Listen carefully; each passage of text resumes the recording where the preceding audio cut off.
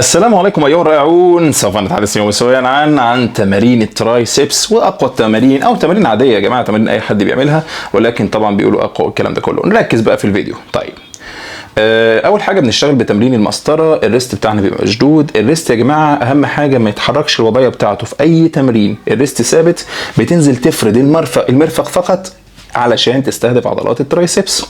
الوضع التاني هنا بنبقى هنا ماسكين برضو الريست مشدود، مش بيتني. نركز دايما. بص الحركه جايه منين؟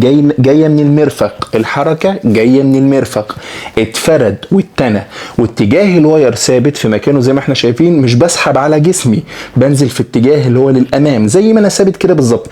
ظهري ملوش دعوه بالموضوع، سواء ظهري اتنى لقدام لفوق لتحت ايا كان، زي ما هيحصل دلوقتي قدام اهو في الروب اهو، زي ما بيحصل كده. تاني ظهري مفيش اي مشكله خالص.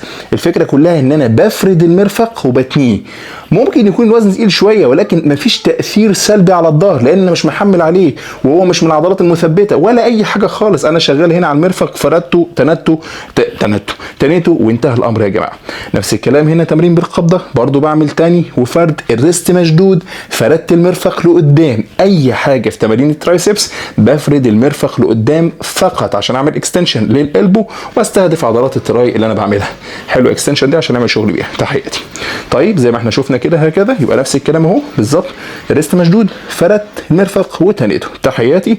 اللي بعده هيجي هنا تمرين اللي هو الكيك باك.